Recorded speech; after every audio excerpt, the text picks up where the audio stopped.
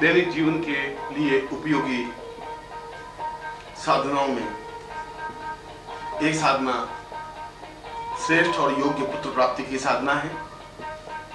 इसका दर्द, इसका दुख तो वही समझ सकता है जिसके घर में संतान नहीं हो या पुत्र नहीं हो, या जो बांझ हो, या किसी वजह से वे संतान उत्पन्न करने में सक्षम नहीं हो। उनके लिए तिब्बती साधना अपने आप एक अद्वितीय साधना है जिसका निश्चित और अनुकूल परिणाम प्राप्त होता ही है।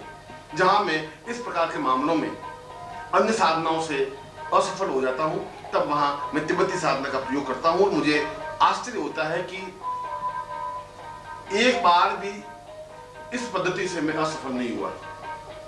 चाहे गर्भाशय में कितनी विकृति हो, चाहे पुरुष में कितनी कमजोरी हो, मगर इस साधना का यदि प्रयोग किया जाता है तो निश्चय ही उसे पुत्र प्राप्त होती ही है। या जिसके घर में केवल लड़कियां ही होती हों और पुत्र प्राप्ति की आकांक्षा रखता हो, या जिसके घर में संतान ही नहीं हो और पुत्र प्राप्ति की इच्छा रखता हो, या जिसके घर में पुत्र योग्य नहीं हो, कपूत हो, या पुत्र की सुरक्षा के लिए, पुत्र की समृद्धि के लिए, पुत्र की उन्नति के लिए यह साधना अपने आप में उपयोगी है।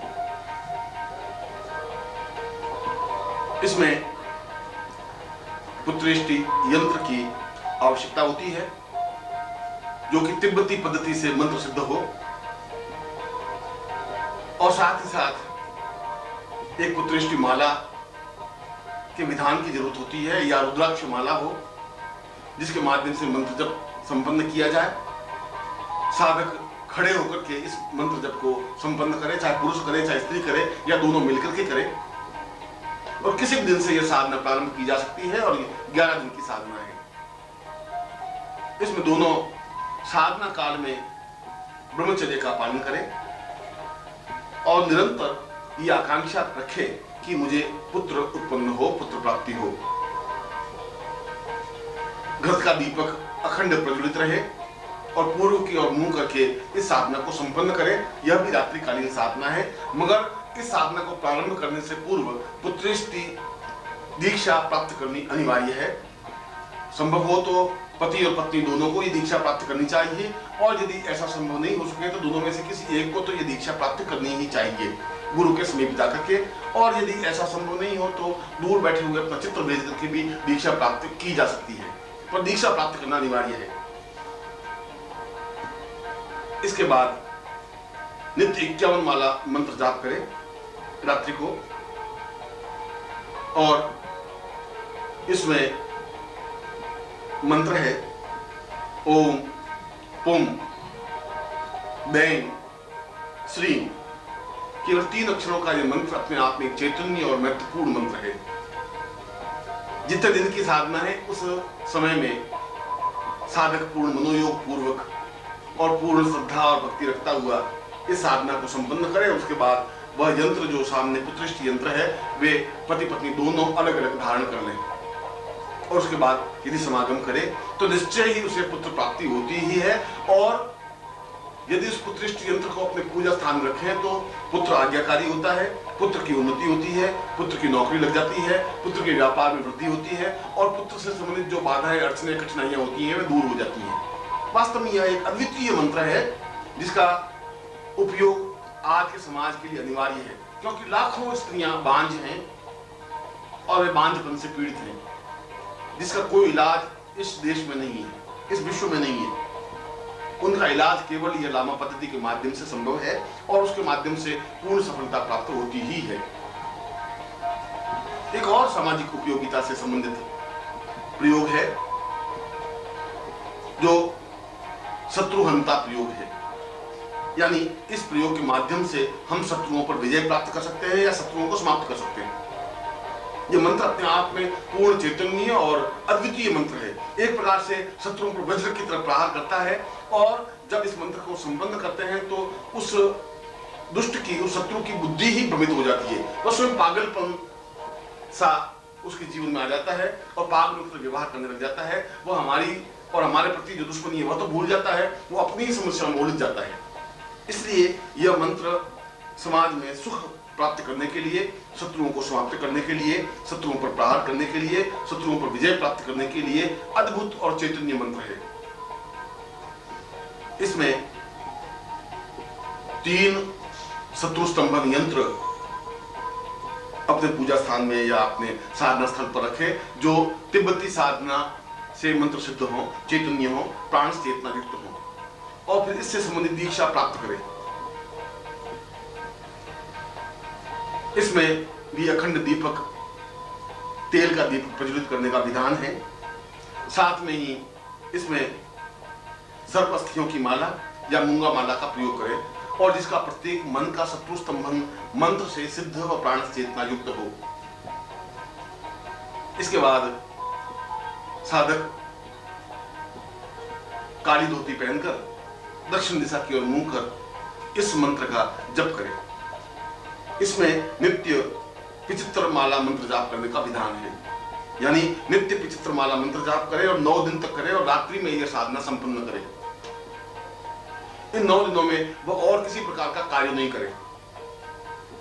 साधना प्रारंभ करने से पूर्व यदि उसका कोई प्रबल शत्रु है तो उसका नाम लेकर के संकल्प करे कि मैं इस शत्रु को परास्त करने के लिए यह साधना संपन्न कर रहा हूं, या एक से अधिक नाम हो तो उन सारे शत्रुओं के नाम ले, और यदि शत्रु नहीं हो तो समस्त शत्रु नाम, जितने भी मेरे शत्रु हैं या जो मुझ प्रति शत्रुता का भाव रखते हैं, वे अपने आप में नष्ट हो जाएं, पराजित हो जाएं। इस प्रकार का चिंतन और भाव और संकल्प लेकर के यह साधना प्रारंभ करें।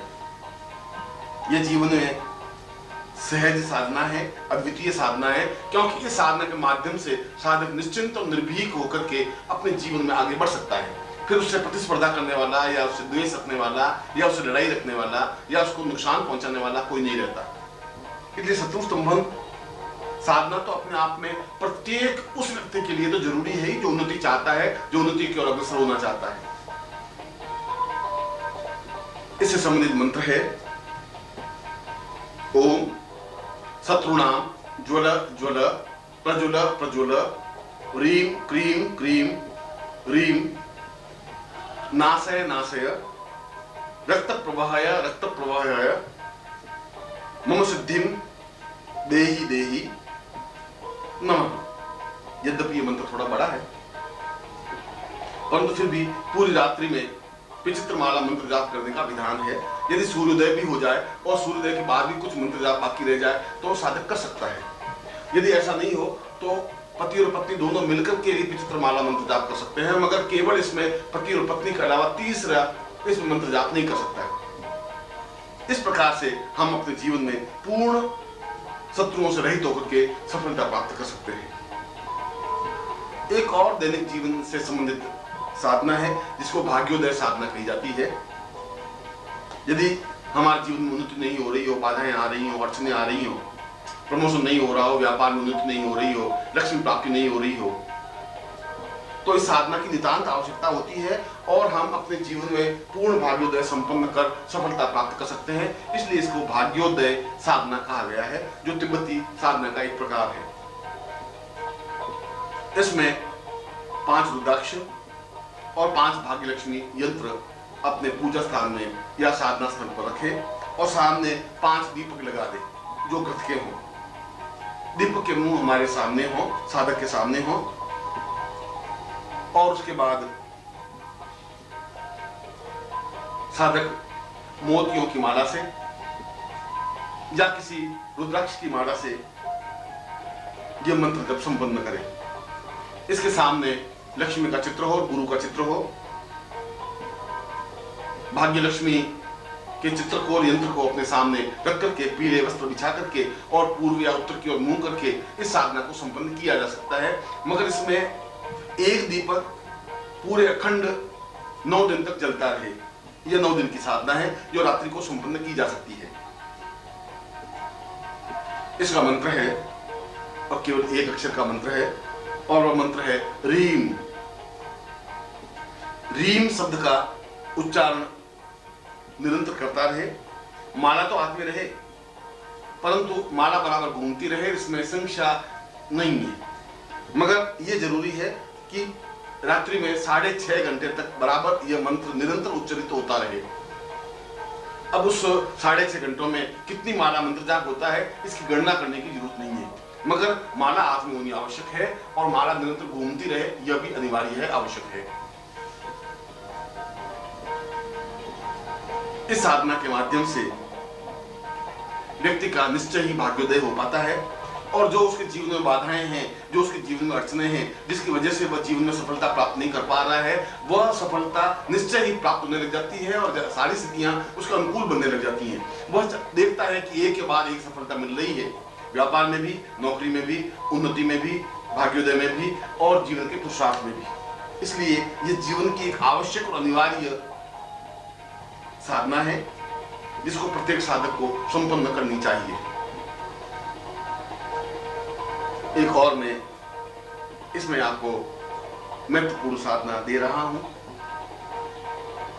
जो कि सद्गुरुदेव डॉक्टर नारायण दत्त श्रीमाली जी के दुर्लभ वीडियोस, पुस्तक, पत्रिका एवं साधना की निःशुल्क दीक्षा प्राप्त करने के लिए नीचे लिखे हुए नंबर पर वीरल पटेल जी को व्हाट्सएप पे अपना नाम और अपने शहर का नाम लिखकर भेजें। धन्यवाद।